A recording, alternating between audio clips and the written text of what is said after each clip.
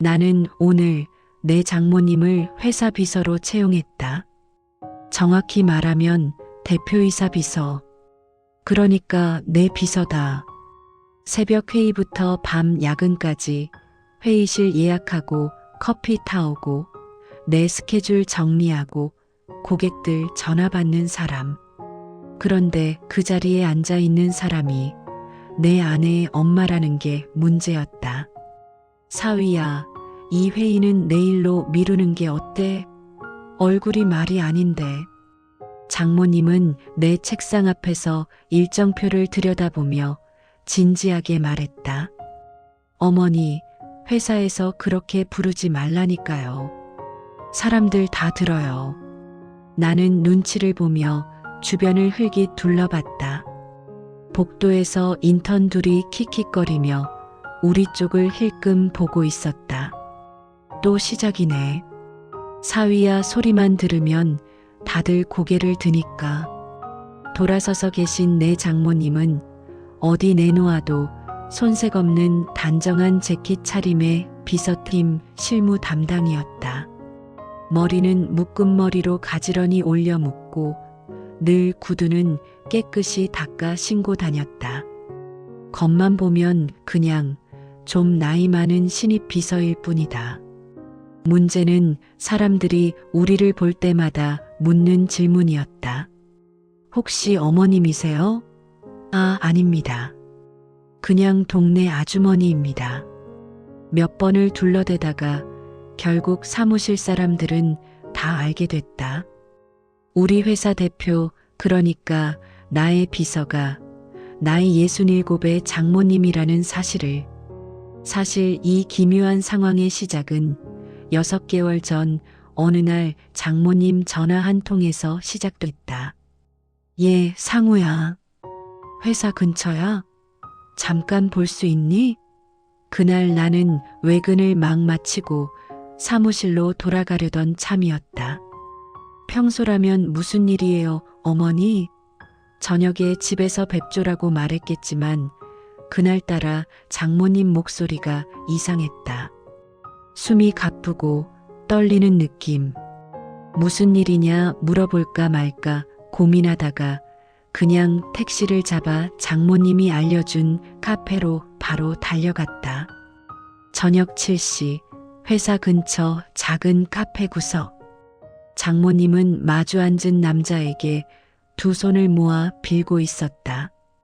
제발 한 달만 말미를 주세요. 3개월치는 어떻게든 맞춰보겠습니다. 남자는 차가운 눈빛으로 장모님을 내려다보고 있었다.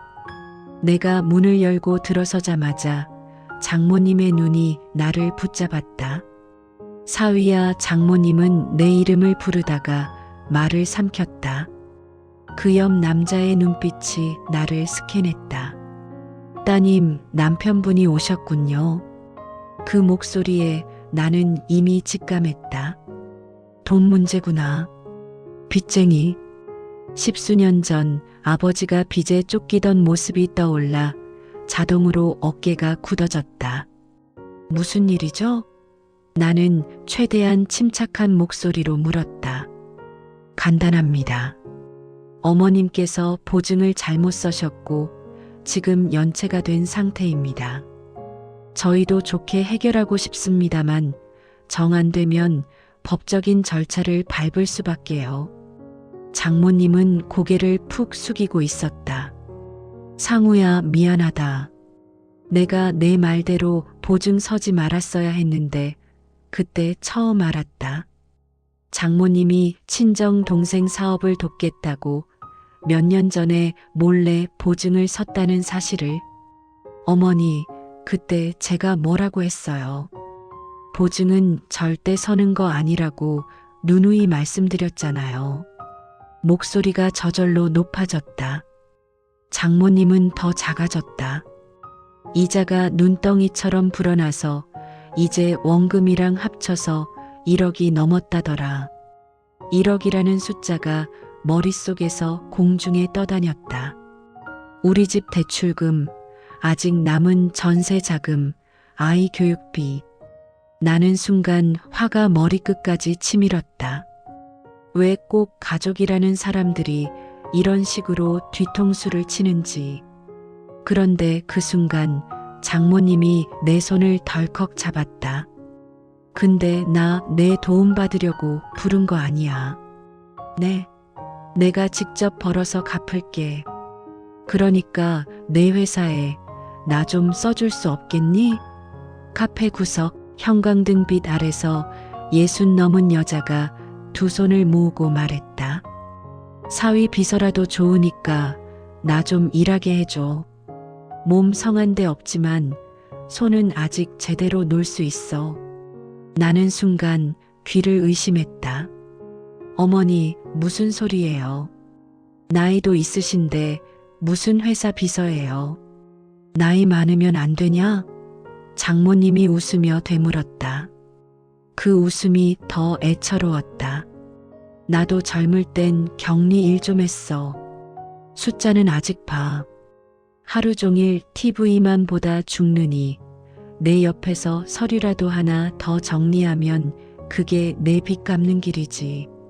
그 말을 듣는 순간 마음이 복잡해졌다. 한편으론 제발 좀 가만히 계시지라는 생각이 들었고, 다른 한편으론 쓸쓸한 뒷모습이 눈에 밟혔다. 이 사람 혼자 사는 세월이 얼마나 외로웠을까. 장인어른은 일찍 돌아가셨고 장모님은 시장 통닭집에서 평생을 서서 일하다 허리가 무너졌다. 아내가 결혼 후에 우리 엄마 이제 좀 쉬게 해드리고 싶다고 한 말이 떠올랐다. 그렇게 해서 장모님은 통닭집 문을 닫고 동네 빌라에 혼자 살기 시작했다. 문제는 그 이후 더 외로워졌다는 것이다. 아들, 딸 있는 친구들은 손주 봐주러 다니고 요양도 같이 가고 그런다더라. 근데 나는 내가 회사 간 무렵 늘 혼자 밥 먹잖니. 그 말에 내가 무심코 그것도 어머니 선택이잖아요. 우리가 모셔가자고 했을 때 거절하신 건 어머니잖아요 라고 툭 내뱉었던 날이 있었다. 그날 장모님은 그래, 내가 병신이지라고 짧게 말하고 전화를 끊었다. 그 뒤로 며칠 울었다는 이야기를 나중에 아내한테 전해 들었다. 카페에서 나는 장모님 앞에 놓인 종이컵 커피를 천천히 바라봤다.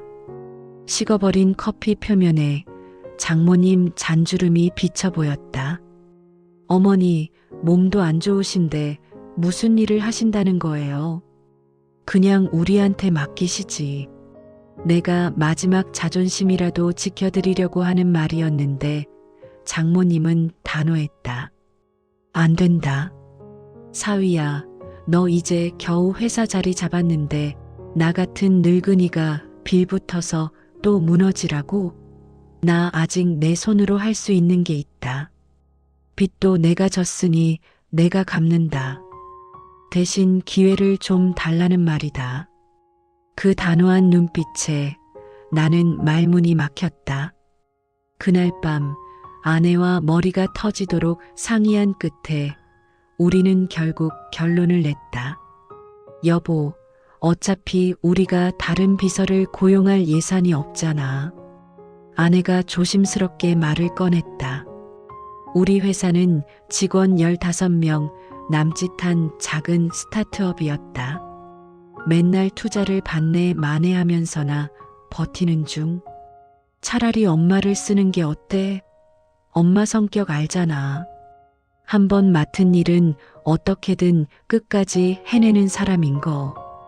회사랑 집이랑 경계가 다 무너지는 거 알지?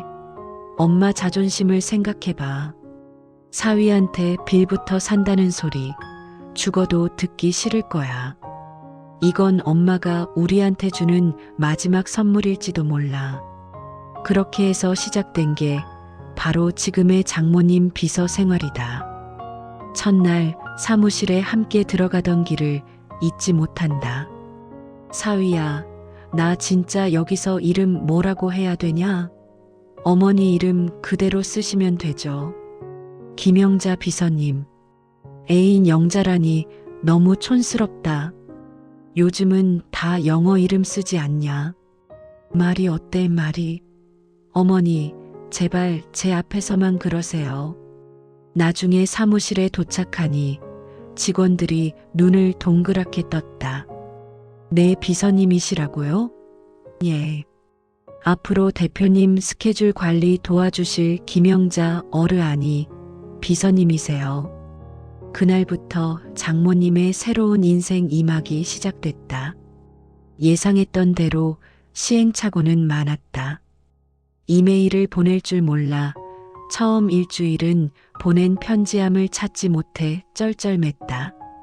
엑셀 파일을 열어놓고는 사위야, 이거 왜 자꾸 글자가 사라졌다 생겼다 하냐? 라고 물었다. 스크롤을 내리는 것뿐인데도 내가 답답해서 키보드를 빼앗으려고 하면 장모님은 손을 움찔하며 숨겼다. 내가 배울게. 좀만 기다려봐라. 눈깔은 나빠도 머리는 아직 안 썩었다.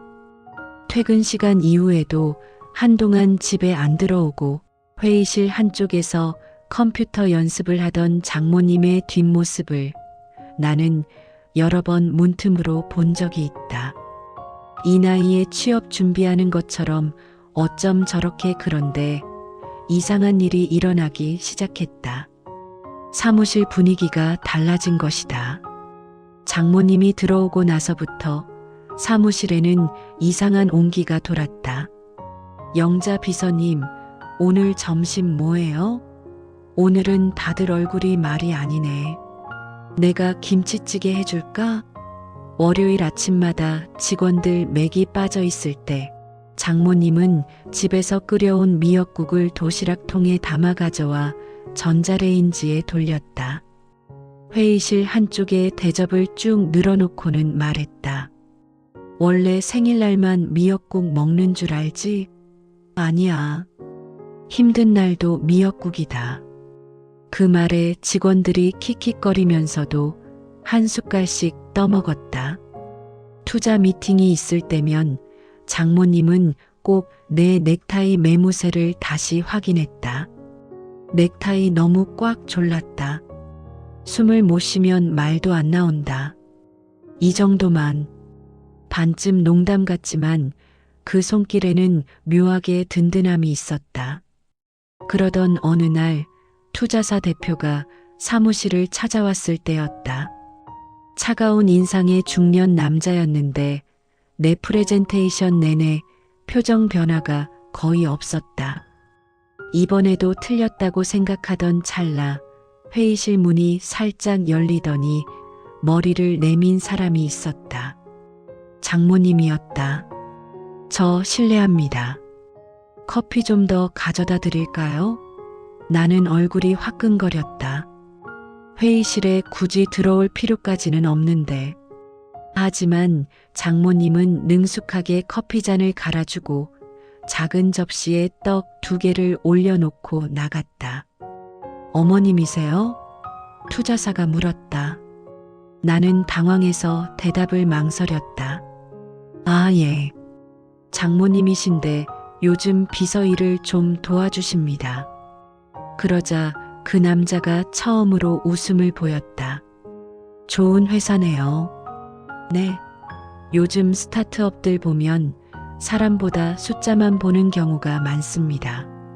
근데 이런 분위기를 보니 여긴 사람이 살아있는 회사 같아요. 나는 얼떨떨한 마음으로 고개를 숙였다. 그리고 그해 겨울, 우리는 첫 번째 정식 투자를 받았다. 투자 계약서를 쓰는 날, 남자는 그러더라. 사실 결정적인 건 전날 어머님이 회의실에 들어오셔서 떡 놓고 나가실 때였어요. 황당하다기보다 왠지 이 회사는 믿어도 되겠다 싶더군요. 집에 돌아와 그 말을 전해주자 장모님은 쑥스러운 듯 웃었다. 내가 회사에 도움이 되기는 하네. 그치? 네, 도움이 되네요. 솔직히 말하면 도움 정도가 아니라 회사 마스코트였다. 어느 순간부터 모두가 영자님이라고 부르게 됐고 직원들 고민 상담도 도맡았다. 실연한 개발자는 야근 도중 갑자기 울음을 터뜨렸고 장모님은 옆에서 조용히 라면을 끓여주었다. 사람이 가끔은 그냥 뜨거운 국물 먹고 울면 되는 날이 있어. 그렇게 사람 하나씩을 어루만지는 장모님의 모습을 보면서도 내 마음 한켠에는 늘 걸리는 것이 있었다. 바로 그 1억이라는 숫자였다. 장모님은 월급 대부분을 조금씩 떼어 빚 갚는 데 쓰고 있었다. 사위야, 나 이번 달에도 200 더 냈다. 기뻐하면서 보여주는 입금 내역서. 하지만 나는 볼 때마다 속이 타들어갔다. 어차피 결국 우리가 메꿀 수도 있는 돈인데 그러면서도 끝내 입 밖으로 꺼내지 못했다. 그 사람의 자존심을 마지막까지 지켜주고 싶었기 때문이다. 그러던 어느 여름 사건이 터졌다. 점심시간이 조금 지난 오후 사무실에서 일을 보고 있는데 갑자기 장모님이 쓰러졌다는 소리가 들려왔다. 비서님, 영자님, 직원들 소리에 뛰쳐나가 보니 복도 끝 탕비실 앞에서 장모님이 벽에 기대 앉아 있었다. 얼굴이 창백했다. 어머니, 내가 부르자 장모님은 억지 웃음을 지었다. 아이고, 별거 아니다. 그냥 어지러워서 119 부르겠습니다. 인턴이 휴대폰을 꺼내 들었다. 야, 그런 큰일 날 짓은 하지 마라. 나 괜찮다니까. 그렇게 병원 응급실에 실려가는 길에도 장모님은 계속 직원들 점심은 먹었니를 물었다. 검사 결과가 나온 건 몇 시간 후였다. 의사는 CT 사진을 들여다보며 우리를 번갈아 보았다. 가볍게 넘기실 문제가 아닙니다. 네, 뇌에 작은 종양이 있습니다. 악성인지 양성인지는 조직 검사를 더 해봐야겠지만 크기가 점점 커지는 중이라서 수술을 고려하셔야 해요. 내 머릿속이 순식간에 하얗게 비었다. 옆에서 장모님이 먼저 물었다. 그럼 나 오래 못 사나요? 의사는 잠시 머뭇거리다 답했다. 치료를 잘 받으면 몇 년은 지켜볼 수 있겠지만 연세를 생각하면 수술도 위험한 편입니다. 병실로 돌아오는 길, 장모님은 아무 말도 하지 않았다. 침대에 앉자마자 창밖만 오래 바라보았다. 한참이 지나서야 입을 열었다. 사위야, 내 어머니, 나 이제 회사 그만둬야겠다. 그 말에 나는 반사적으로 대답했다. 당연히 당분간 쉬셔야죠. 몸부터 치료하고 아니, 그 말이 아니라 아예 그만두겠다는 말이다. 장모님이 내 말을 자르듯 말했다. 어머니, 지금 중요한 건 일이 아니라 지금 중요한 건 시간이야. 장모님은 천천히 내 쪽으로 시선을 돌렸다. 내게 남은 시간이 생각보다 많지 않다는 뜻 같아서 그 눈빛 속에 이상한 평온함이 있었다. 나는 오히려 그게 더 무서웠다. 그래서 저한테 말도 안 하고 일을 그만두겠다고요? 사위야, 사실은 장모님이 잠시 말을 고르더니 조용히 털어놓기 시작했다. 처음에 내 회사에 비서하겠다고 한 이유, 단지 빚 때문만은 아니었다. 그럼요. 나는 내가 어떨 때 힘들어하는지 눈으로 보고 싶었다. 뜻밖의 말이었다. 평생 내가 우리 집에 와서 웃는 얼굴만 보여줬지. 회사에서 어떤 일 당하는지, 밖에서 어떻게 버티는지 한 번도 본 적이 없잖니. 그건 다들 그렇죠. 아버지 없이 애 키우다 보니 내가 늘 미안했어. 딸을 이혼한 집안 딸이라고 손가락질 받게 한 것도, 너 같은 사윗감을 만나서 혹시라도 무시당하지 않을까 늘 걱정했던 것도. 장모님은 손을 꼭 깍지 껴쥐고 있었다. 근데 너는 한 번도 내색을 안 했잖아. 월급이 밀리든 투자사가 문을 닫든 항상 괜찮다, 잘 되고 있다고만 했지. 그래서 내가 회사 비서라도 하면 내가 진짜 어떤 얼굴로 하루를 버티는지 조금은 알 수 있을 것 같았어. 나는 말문이 막혔다. 장모님은 계속 말했다. 솔직히 말하면 내 병도 오래전부터 알고 있었어. 네. 머리가 자주 아파서 몇 년 전에 동네 병원에서 CT 찍었는데 그때도 뭔가 작게 보인다고 큰 병원 가보라고 했거든. 근데 그때는 그냥 안 갔다. 늙어서 머리 안 좋은 게 어디 한둘이냐 싶어서. 왜요? 왜 병원에 안 가셨어요? 내 목소리가 떨렸다. 그때 수술하면 최소 2주 이상 누워 있어야 하는데. 그러면 내 애 낳고 나서 산후조리 도와줄 사람이 없잖니. 장모님이 빙긋 웃었다. 그래서 그냥 버티기로 했지. 조금만 더 하다 보니 여기까지 온 거다. 그 말에 가슴 깊은 곳이 뜨겁게 저려왔다. 아내가 둘째를 낳았을 때 장모님은 거의 3달을 우리 집에서 살다시피 하며 아이들을 돌봤다. 나는 그저 엄마 체력 좋네라고만 생각했다. 그 뒤로도 손주 유치원, 초등학교 입학, 입원 수술 중요한 순간마다 장모님은 늘 나타났다. 그리고 아무렇지 않게 사라졌다. 알고 보니 그 사이마다 자기 몸을 희생하고 있었던 건가. 근데 이제는 버틸 수 있는 시간이 얼마 안 남은 것 같아서. 장모님은 병실 창문 밖 노을을 바라보며 말했다. 그래도 다행이다. 마지막 몇 달은 내 옆에서 보냈으니까. 내가 엄청 힘들어하면서도 남들 앞에서는 웃어 넘기는 거 다 봤다. 괜히 사위 비서 노릇 시작한 게 아니었다 싶더라. 어머니 말끝이 떨려서 그 뒤로 말을 잇지 못했다. 그때서야 나는 진짜 이유를 알았다. 장모님이 굳이 내 비서가 되겠다고 나이도 안 맞고 능력도 안 맞는 일을 잡고 늘어진 이유. 빚 때문만이 아니라 마지막까지 딸과 사위 곁에 있고 싶어서, 그리고 사위가 어떤 사람인지 직접 보고 싶어서였다. 나 사실 되게 궁금했거든. 장모님이 내 얼굴을 보며 웃었다. 내 딸 남편이 도대체 어떤 사람인지, 집에서처럼 진짜로 다정한지 아니면 바깥에서는 딴 사람인 건지, 내가 딸을 잘 시집 보낸 건지 평생 마음속으로 확인받고 싶었던 거지. 그래서 결론은요? 내가 겨우 농담 섞인 목소리로 물었다. 장모님 눈가에 잔주름이 크게 잡히며 웃음이 번졌다. 잘 보냈더라.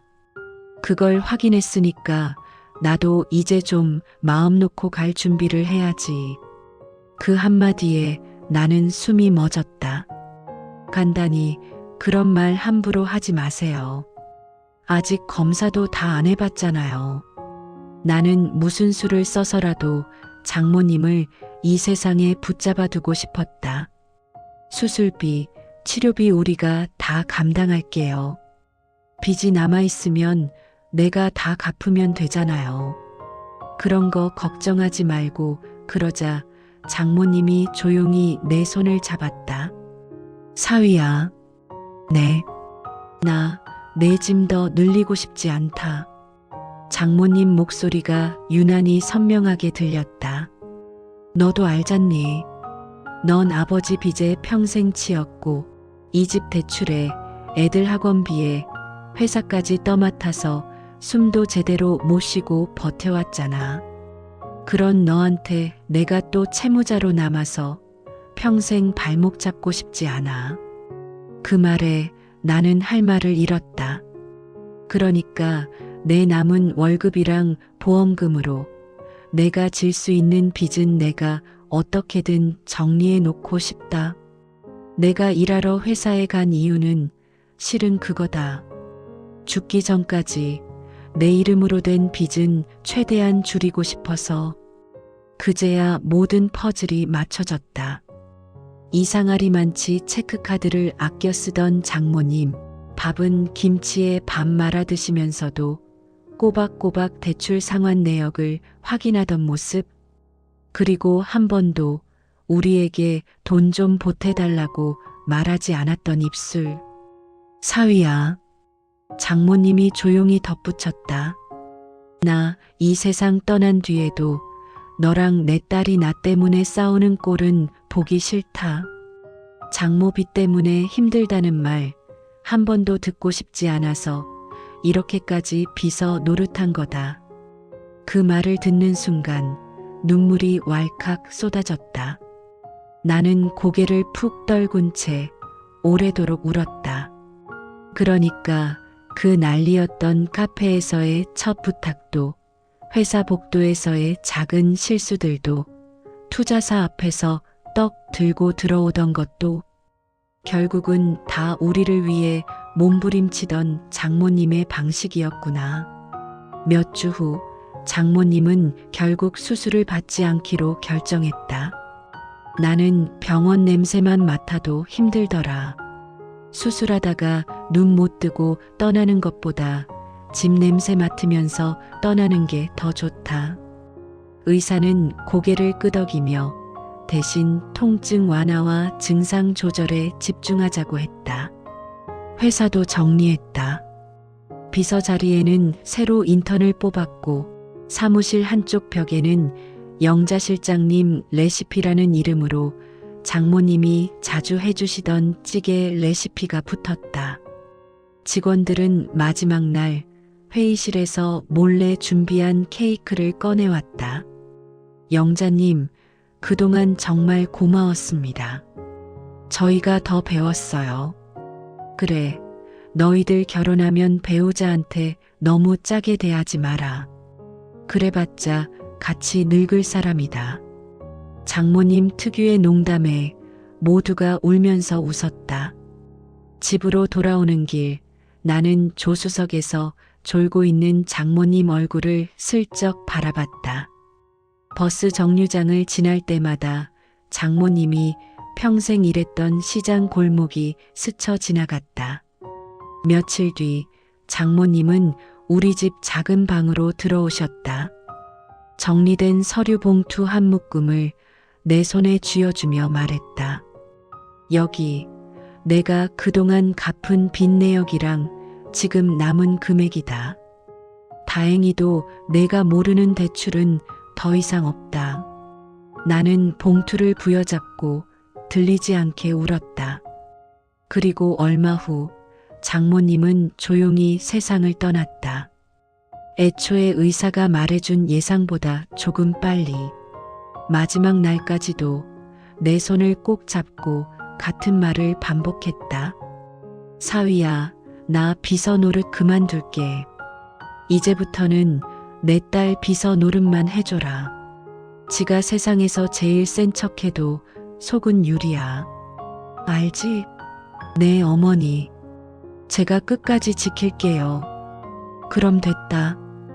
그게 마지막 대화였다. 장례식장에는 생각보다 많은 사람들이 찾아왔다. 신기하게도 회사 직원들이 줄줄이 찾아와 영자님한테 밥 얻어먹었다고, 힘들 때마다 영자님 얘기 듣고 버텼다고 울먹였다. 벽 한쪽에는 누가 프린트해 놓은 사진이 붙어 있었다. 회의실에서 넥타이를 만져주며 웃고 있는 장모님 사진이었다. 그날 밤 조문객이 모두 돌아간 빈 장례식장 구석에서 아내가 조용히 내게 물었다. 당신 엄마가 왜 회사 비서 하겠다고 한 이유 이제 좀 알겠어? 응. 나는 고개를 끄덕였다. 우리한테 짐 안 되려고 마지막까지 허리 펴고 일해주려고 한 거였지. 그리고 우리랑 특히 나랑 하루를 같이 보내고 싶어서. 아내는 눈물을 훔치며 웃었다. 엄마가 그랬어. 그놈이 집에 와서는 말 잘하는데 회사에서 욕은 안 먹는지 진짜 사람처럼 사는지 내 눈으로 봐야겠다고. 우리는 동시에 웃음을 터뜨렸다. 그 웃음 뒤에 찾아온 침묵이 이상하게 따뜻했다. 장례식이 끝난 지 한 달쯤 후 회사로 작은 택배 하나가 도착했다. 보내는 사람 김영자. 어머니 이름으로 온 건데요. 직원이 건넨 택배 상자를 들고 회의실로 들어와 조심스럽게 열어봤다. 안에는 두께가 제법 되는 공책과 편지 한 장이 들어 있었다. 공책 표지에는 볼펜으로 삐뚤빼뚤하게 이렇게 적혀 있었다.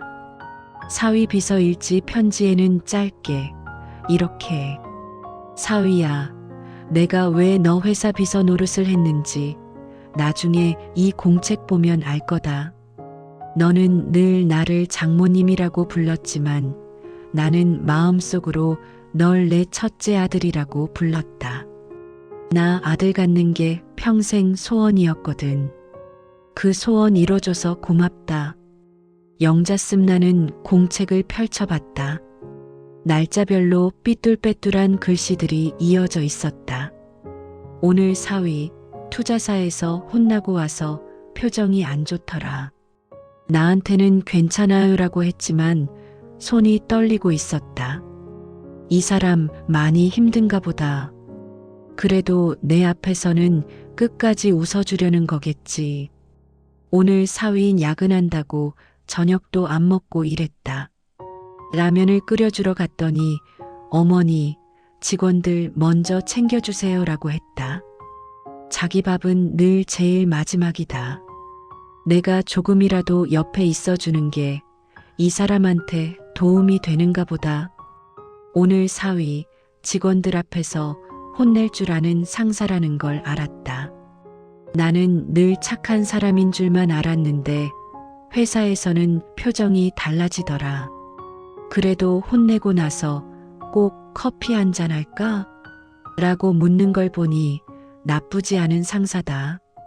페이지를 넘기면 넘길수록 눈물이 앞을 가렸다. 공책 마지막 장에는 이렇게 적혀 있었다. 아직도 나는 내가 딸을 제대로 키웠는지 자신이 없다. 그래도 한 가지는 안다. 이 사위 덕분에 내 딸이 많이 웃었다는 것. 그래서 나는 사위 비서 노릇을 하면서 마지막까지 이 집을 지켜보는 중이다. 내가 떠나고 나서도 이 공책을 보고 얘가 알았으면 좋겠다. 내가 왜 사위 비서 노릇까지 하면서 살았는지. 그 아래 동글동글하게 덧붙은 한 줄. 사위야, 너는 내 마지막 직장이자 내 마지막 자랑이다.